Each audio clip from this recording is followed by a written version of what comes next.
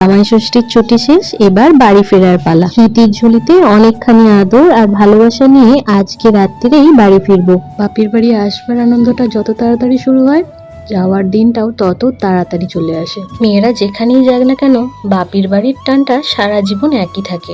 এই জন্যই বলে মেয়েদের কোনো নিজস্ব বাড়ি হয় না, একটা ছাড়তে মন চায় না আর অন্যটা ছাড়া উপায় থাকে না। নমস্কার, আমি সুদীপা। লাইফ উইথ সুদীপা সুরজ চ্যানেলে আপনাদের সকলকে জানাই স্বাগত। আশা করি সকলেই ভালো আছেন, আমিও ভালো আছি। তবে আজকে একটু মনটা খারাপ। এই বাপের বাড়ি থাকার দিন শেষ, এবার শ্বশুর বাড়ি যাওয়ার পালা। তাই সকাল থেকে যেমন আমার মনটা খারাপ, সেরকম দেখছি ওয়েদারও আজকে মন খারাপ করে বসে আছে আর বাইরে হচ্ছে বেশ জোরে বৃষ্টি।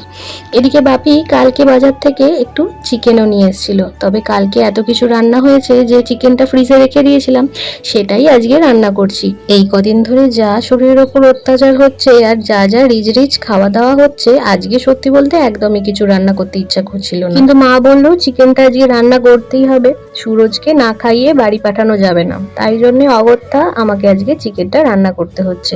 এই যে দেখতে দেখতে প্রায় 2:45, খাওয়া দাওয়ার তো একদম ইচ্ছা নেই, তাই জন্য শুয়েই ছিলাম। হঠাৎ করে মা চিল্লে উঠলো যে কখন খাবি, কটা বাজে। মামামকে তো আগেই খাইয়ে দিয়েছি, এখন আমরা খাবারটা নিয়ে আসলাম। ষষ্ঠীর দিন থেকে অনেক রকমই রান্না করেছিলাম, তবে সত্যি বলতে যতটা আমরা দেখিয়েছি ততটা তো ঠিকঠাক খেতে পারিনি, সবকিছুই ফ্রিজেতে ছিল। সেই সব খাবারগুলোই অল্প বিস্তর গরম করে নিয়ে এসেছিলাম, যে যেরকম পেয়েছি সেরকম খেয়েছি। এখানে সুরজ চিংড়ি মাছের মালাইকারিটা একটু পড়েছিল, ওই দিয়েই অর্ধেক ভাত খেয়ে নিয়েছে। চিকেন আর খাওয়া হয়নি, চিকেনটা তাই রাত্রির জন্য রেখে দিয়েছি। এখানে মামামও আজকে সারা দুপুর ঘুমায়নি। ও আজকে বুঝতে পেরেছে যে আজকে তাকে বাড়ি ফিরতে হবে, তাই যতক্ষণ পেরেছে ততক্ষণই ও দিদিনের কাছেই ছিল। এদিকে বাপি অফিস থেকে ফিরে এসছে আর এসেই কাজে বসে পড়েছে। গাছ থেকে আম পেরেছে, সেই আমটা আমাদের বাড়িতে পাঠাবে, তাই জন্য সবকিছু নিজে হাতে গুছিয়ে দিচ্ছিল। এদিকে বৃষ্টিটা একটু থেমেছে, তাই জন্য ভাবলাম বেরিয়ে পড়ি বাড়ি।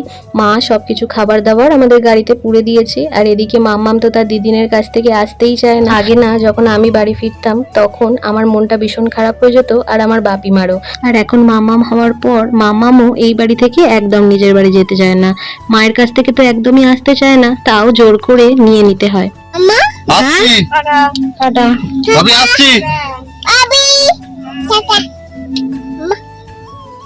আপা দিয়ে দাও। সারা দুপুর তো মেয়ে একদম ঘুমায়নি, কিন্তু গাড়িতে উঠেই ঘুমিয়ে পড়েছিল।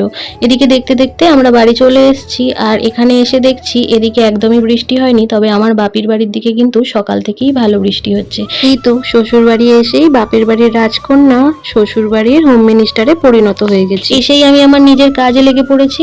আমি না বাড়ি যেখান থেকেই আসি না কেন, ঘরদোর একটু পরিষ্কার না করে রাত্রিরে শুতে পারি না। এটা আমার ভালো অভ্যাস না খারাপ অভ্যাস সেটা আমি জানি না, তবে কোথাও 2-3 দিন থেকে আসবার পর এই কাজগুলো আমি করেই থাকি। মামামও বাড়িতে এসেই ঘুম থেকে উঠে পড়েছিল, তাই জন্য ওকে সুরজের কাছে দিয়ে আমি আমার কাজগুলো করে নিচ্ছি। বাড়িতে এসে দেখলাম চারদিকটা এত বেশি নোংরা হয়েছিল, তাই জন্য আগেই পরিষ্কার করতে লাগলাম। আমার না চারদিক নোংরা থাকলে রাত্রিরে একদম ঠিকঠাক ঘুম হয় না। এদিকে জামা কাপড়গুলো যাওয়ার দিন সব মেশিনে দিয়ে গেছিলাম, মা সবকিছু শুকুর দিয়ে রেখেছিল, তবে পাট করেনি, সেইগুলোই গুছিয়ে নিচ্ছি, নয়তো কালকে সকালবেলা সব একসাথে করতে হবে। এদিকে মামামের জামা কাপড়গুলোও সব এলোমেলো হয়ে পড়েছিল, সেগুলো গুছিয়ে নিচ্ছিলাম।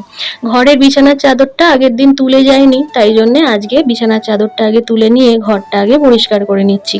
মাম্মাম যেহেতু কাঁচা ঘুমেই আজকে ঘুম থেকে উঠে পড়েছে, তাই জন্য এখনও কারোর কাছেই আর থাকতে চাইছে না, তাই ওকে নিয়েই কাজ করতে হচ্ছে। বাইরে কাজ করছিলাম তখন অনেকক্ষণ ওর বাবার কাছে ছিল, তবে এখন আর থাকতে চাইছে না, তাই ওকে নিয়েই আমাকে বিছানার চাদরটা চেঞ্জ করতে হচ্ছে। সে তো আমাকে কোনো কাজ করতে দেবে না, খালি বসে পড়তে বলছে, তবে এই কাজগুলো না করে নিলে ও একটু পরে যখন শোবে তখন ওকে নোংরা বিছানায় শুতে হবে। এদিকে 2 দিন আমার ঘরটায় ঝাঁট পড়েনি, আর বুলেট তো এই ঘরেতেই থাকে, তাই জন্য ওর লোমে চারদিক পুরো ভর্তি হয়েছিল। তাই ভাবলাম ঘরটা না মুছে আর ঝাড় দিয়ে শোয়া যাবে না, তাই জন্যে ঘরটা রাত্রিবেলায় ঝাড় দিয়ে মুছে রাখলাম। এদিকে আমার মা এবাড়ির জন্য কিছু খাবার দাবার পাঠিয়েছিল, সেগুলোই সবাইকে গরম করে দিয়ে নিজে ফ্রেশ হয়ে একদম ঘরে চলে এসেছি। আর আজকে না সকাল থেকে চুলটা একদম শুকানো হয়নি, আর চুলটা বেঁধে রেখে দেওয়ার ফলে চুলটা এখন রাত্রিবেলা দেখছি বেশ ভিজে আছে, তাই জন্য চুলটা আগে প্রথমে আঁচড়ে দিলাম। আর মামাম হওয়ার পর থেকে না আমার চুল এত বেশি ঝরছে যে কি বলবো, সামনের দিকটা তো একদমই চুল উঠে গেছে, তাই জন্য একটুখানি হেয়ার কেয়ারও করতে বসলাম। একটা তেল কিনেছি সেই তেলটাই মাথায় সুরজকে মাখিয়ে দিতে বলি। নিজে নিজে না তেল মাখতে একদম ভালো লাগে না, আগে মা মাখিয়ে দিত, এখন তো টাইমের অভাবে তেল মাখাই হয় না, তাই সুরজকে বললাম একটু তেলটা মাখিয়ে দিতে।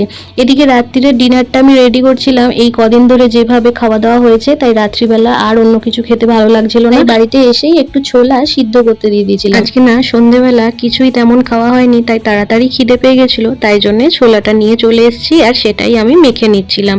তো এই তো আজকের ভিডিও এইটুকুনি, দেখা হবে নেক্সট কোনো নতুন ভিডিওতে।